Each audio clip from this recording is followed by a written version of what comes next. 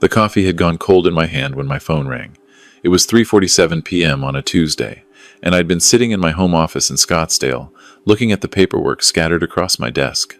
Estate planning documents, transfer deeds, the kind of papers that are supposed to bring families together, not tear them apart. The name on my screen made me answer immediately. Gerald Chen, my estate attorney. We just met 2 days ago to finalize everything. Richard, I need you to come to my office right now. His voice was tight, professional but urgent, in a way that made my pulse quicken. And Richard, come alone. Don't mention this call to Michael. My son's name hung in the air between us. What's wrong, Gerald? I can't discuss this over the phone, but I need you here within the hour. This is extremely serious. The drive to his office felt longer than usual, even though it was only 15 minutes through the afternoon traffic. My mind raced through possibilities. A problem with the title, issues with the trust documents, but why the secrecy? Why couldn't I tell Michael? My son, my only child, the person I'd been planning to give everything to. Gerald's receptionist ushered me in immediately, bypassing the waiting room. He stood when I entered, his expression grave. Richard, please sit down. He closed the door behind me. What I'm about to show you. I need you to stay calm. He slid a folder across his desk. Yesterday afternoon, a probate filing appeared in the county system. For your estate. I stared at him. That's impossible. I'm sitting right here. I know. He opened the folder. Your son filed preliminary probate documents 3 days ago, claiming you're mentally incompetent and that he needs emergency guardianship. The room tilted slightly. I gripped the arms of my chair. There must be some mistake. I thought so too. That's why I pulled the full file. He turned the documents toward me. Medical evaluation, doctor's letter, cognitive assessment results, all claiming you have advanced dementia and lack capacity to manage your affairs. I read the doctor's name, Dr. Harrison Mitchell. I'd never heard of him. I've never seen this doctor in my life. I know. I called his office. He confirmed he wrote the evaluation. Gerald leaned forward. Richard, when's the last time Michael took you to a doctor's appointment? He hasn't. I drive myself to Dr. Peterson's office every 3 months for my checkup. Blood pressure, medication, routine stuff. I'm healthy. This Dr. Mitchell specializes in geriatric psychiatry. According to his notes, Michael brought you in 4 times over the past 2 months for evaluation. The diagnosis is progressive dementia with periods of lucidity. My hands were shaking. Gerald, I didn't go to any appointments. I would remember. I believe you. He pulled out more documents. There's more. Michael also filed for immediate power of attorney, submitted requests to access your bank accounts, and began the process to have himself named trustee of your assets, all based on this medical evaluation. I couldn't speak. My throat had closed. Richard, I've known you for 15 years. You're one of the sharpest clients I have. That's why I called you immediately. Someone is trying to take control of your estate while you're still alive and competent. The word felt like a slap. Someone. But Gerald meant Michael. My son. I drove home in a daze. The house looked the same. Same desert landscaping, same red tile roof, same basketball hoop Michael had begged for when he was 12. I'd installed it myself, teaching him to shoot free throws on summer evenings. That memory felt like it belonged to a different life now. Michael's car was in the driveway. He and Amanda had been living in my guest house for the past 8 months. Temporary, he'd said. Just until they found the right place. I'd been happy to have them close. After Sarah died 3 years ago, the main house felt too empty. I sat in my truck for a long moment, engine off, trying to steady my breathing. Stay calm. Don't confront them yet. I needed to understand what was happening before I did anything. Inside, I found them in the kitchen. Amanda was making dinner, and Michael sat at the counter with his laptop. They both looked up and smiled when I entered. Normal. Everything looked completely normal. Hey, Dad, how was your day? Michael asked. Fine. Just running errands. The lie felt strange on my tongue. When had I started lying to my son? Amanda's making her famous lasagna tonight. You eating with us? I looked at them both. Amanda's perfectly styled blonde hair, her designer workout clothes. Michael in his golf polo, expensive watch catching the light. They looked successful, happy. Like a perfect young couple. Like people who couldn't possibly be trying to steal everything I'd spent 40 years building. Actually, I'm not feeling great. Think I'll just grab something light and turn in early. Amanda's expression shifted to concern. Are you okay? You do look a little pale. Just tired. Long day. You should see a doctor if you're not feeling well, Michael said. Want me to make you an appointment? The words sent ice through my veins. I managed to smile. I'm fine. Just need rest. In my bedroom, I locked the door for the first time in years. My hands were still trembling as I pulled out my phone and called Gerald back. I need to know everything, I said. Every document, every detail. He sent me digital copies. I spent the next 4 hours reading through medical records I'd never generated, evaluations I'd never sat for, assessments of a deteriorating mind that felt perfectly clear. Dr. Mitchell's notes were detailed, describing how I'd gotten lost driving to his office, how I couldn't remember what year it was, how I'd called Michael by my late father's name, how I'd become confused and agitated during simple memory tests. All lies. Elaborate, documented lies. But there was more. Gerald had pulled Michael's financial records as part of the estate planning. My son made good money as a financial advisor, or he was supposed to. But there were problems. Credit card debt, a failed investment, loan payments on a lifestyle they couldn't actually afford. The numbers told a story. Michael and Amanda were drowning, and my estate was their life raft. I barely slept that night. At 2 a.m. I heard them in the kitchen, voices low. I crept to my door, ear pressed against the wood. Has to be soon, Amanda was saying. That house in Paradise Valley won't stay on the market forever. I know. Chen's probably going to fight it, but once we have the guardianship order, he can't stop us. What if your dad goes to another lawyer? He won't. He doesn't even know we filed yet. And even if he tries, we have the medical documentation. No lawyer will take his case once they see the dementia diagnosis. How long until we can sell this place? Once I'm guardian. Maybe 3 months. We put him in that memory care facility in Mesa, sell the house, buy the Paradise Valley property for ourselves. The equity here, plus his investment accounts, should cover everything. My legs nearly gave out. I had to grip the doorframe. What about after? Amanda asked. I mean long term? Memory care is expensive. Facilities like that run through savings pretty fast. Nature takes its course. The casual way he said it. Like he was discussing a stock portfolio, not his father's life. I made it back to bed somehow.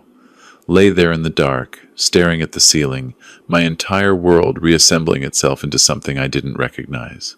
The next morning I called a number I'd found online. A private investigator named Susan Torres. We met at a coffee shop in Tempe, far from my neighborhood. I need to know if I'm crazy, I told her, sliding Gerald's folder across the table. She read through everything, her expression unchanging. Finally, she looked up. Mr. Donovan, you're not crazy. But you are in danger. She tapped the medical records. This is elder financial exploitation. If they succeed in getting guardianship, they'll have complete control of your assets and your person. They can put you anywhere they want, spend your money however they want, and you'll have almost no recourse. What do I do? First, we document your actual competency. I have contacts at Banner Health, real doctors who can evaluate you properly. Second, we gather evidence of the fraud. Third, we get you protected legally. And fourth, she met my eyes. You need to be very careful. You're living with people who are actively trying to take everything from you. That makes you vulnerable. The evaluation at Banner took 3 days. Cognitive tests, memory assessments, a full neurological workup. Dr. Sarah Patel, a geriatric psychiatrist, spent 4 hours with me. Mr. Donovan, I don't know what Dr. Mitchell was thinking, but you show no signs of dementia. Your cognitive function is excellent for your age. Better than average, actually. She handed me her report. This documentation proves you have full mental capacity. Armed with that report, Susan went to work. First, she called Dr. Mitchell's office, pretending to be a medical records clerk. I'm calling to confirm appointment dates for Richard Donovan, she said on speakerphone so I could hear. We have him down for visits on September 8th, 15th, 22nd, and 29th. Can you verify? Let me check. Yes. Those dates are correct.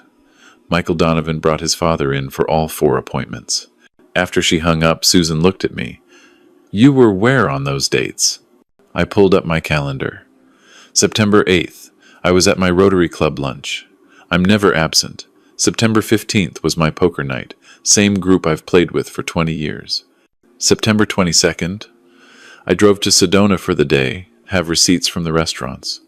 And September 29th, I was at my grandson's soccer game. Perfect. We'll get witness statements from all of those. Now, did Michael have access to your insurance cards? They're in my wallet, but he couldn't have. I stopped. My wallet.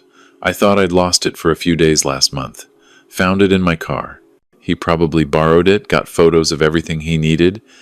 That's how they committed insurance fraud. He used your identity for the appointments. She made notes. Now, the hard part.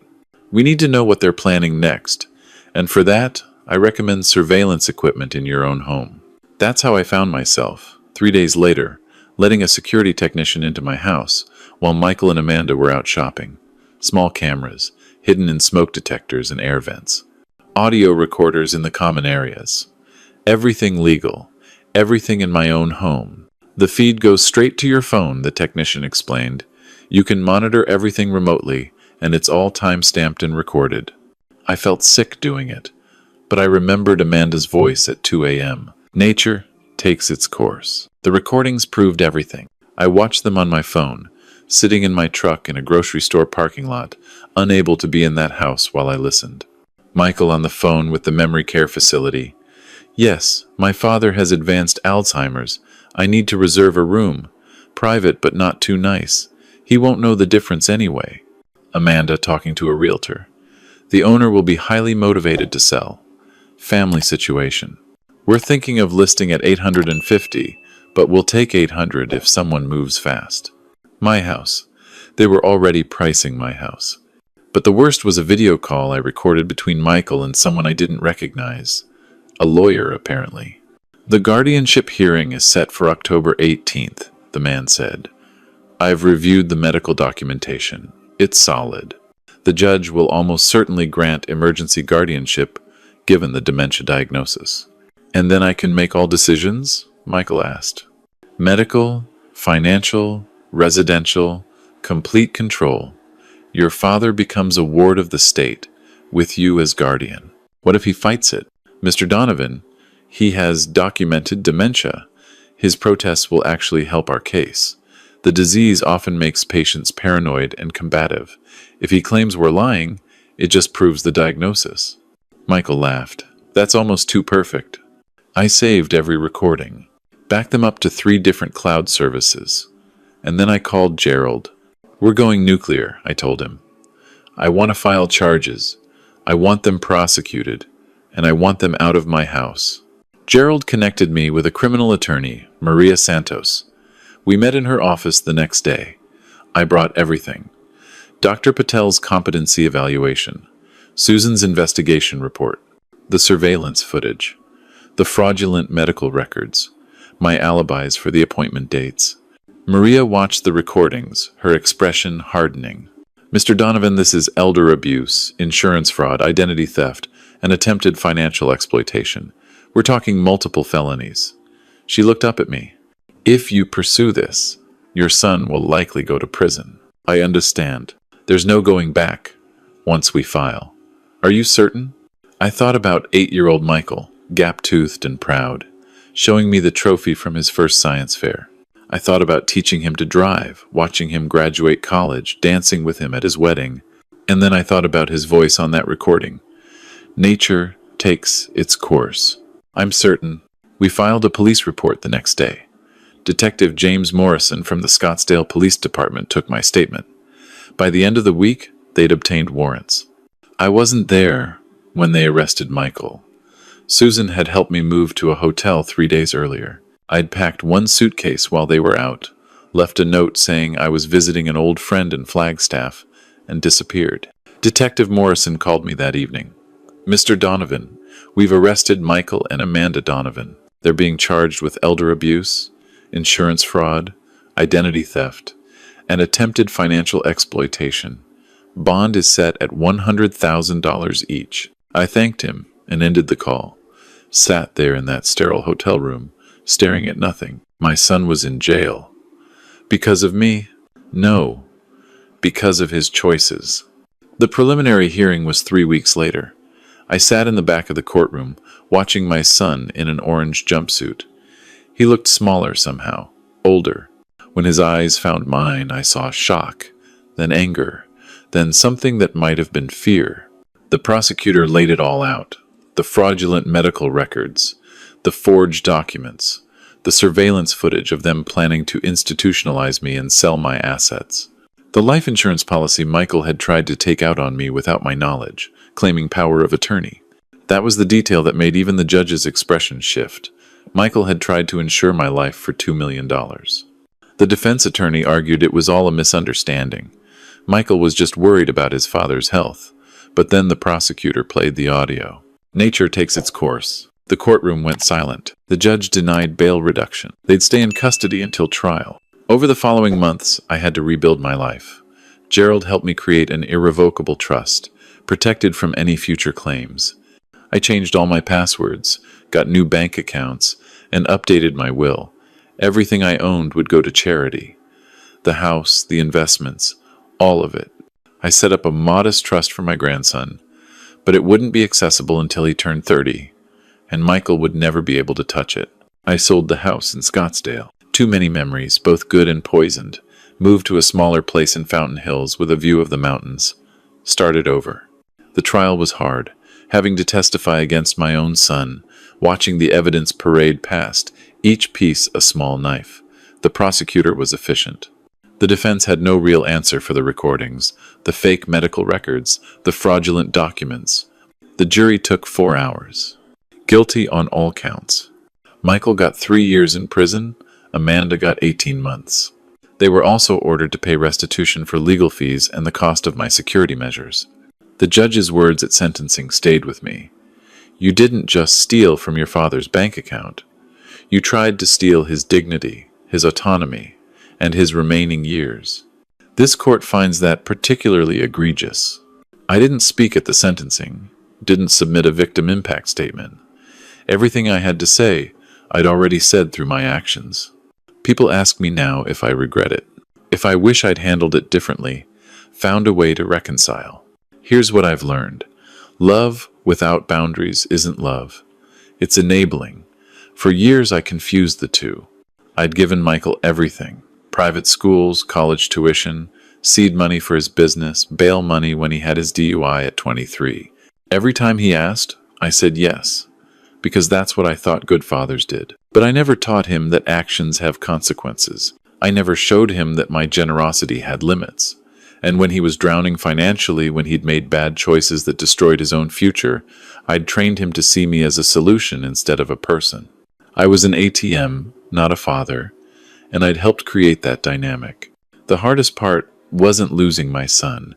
It was accepting that I'd lost him years ago, I just hadn't noticed.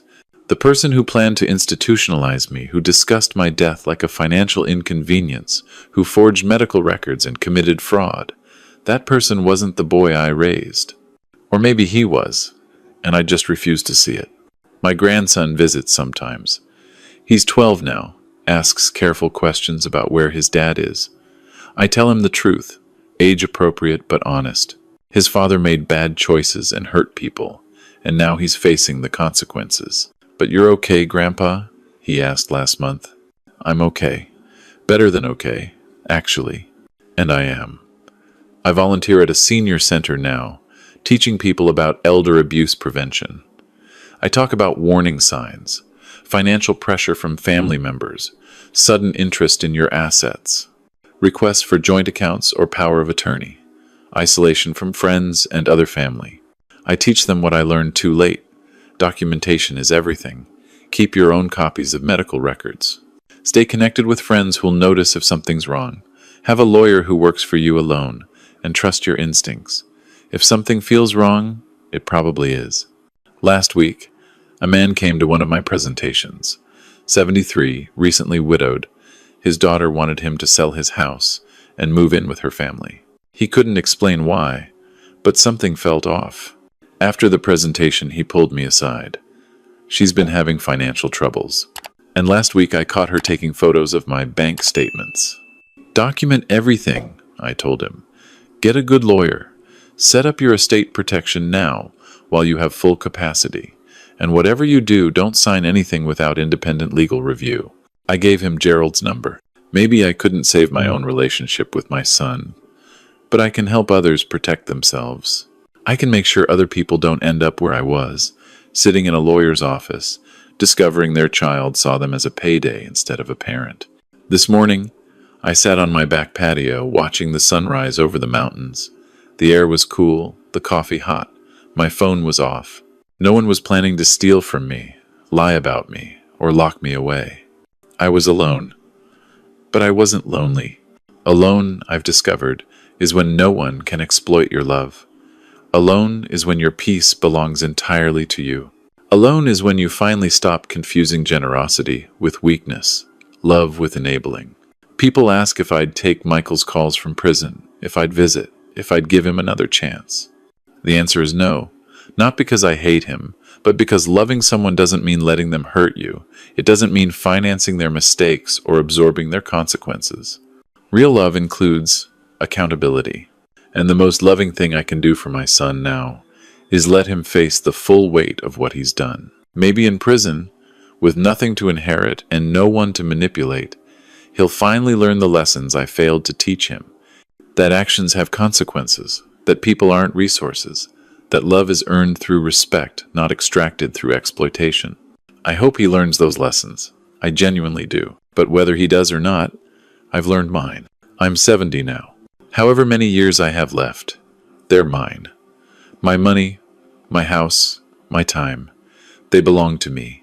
And when I die, they'll go to organizations that help vulnerable seniors, that teach financial literacy, that investigate elder abuse.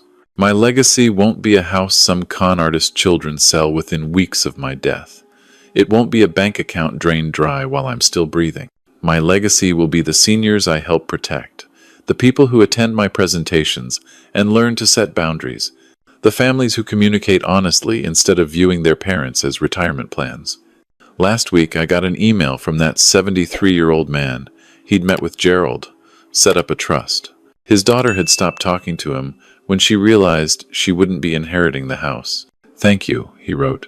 "You saved my life." I didn't save his life. I just helped him save his own. That's all any of us can do. Protect ourselves. Set boundaries. Choose peace over people who see us as paychecks.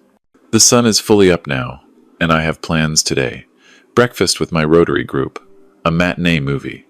Dinner at that new Italian place downtown. Small things, simple things. Things I choose because I want to, not because someone needs me to finance their dreams. Freedom, it turns out, is a choice.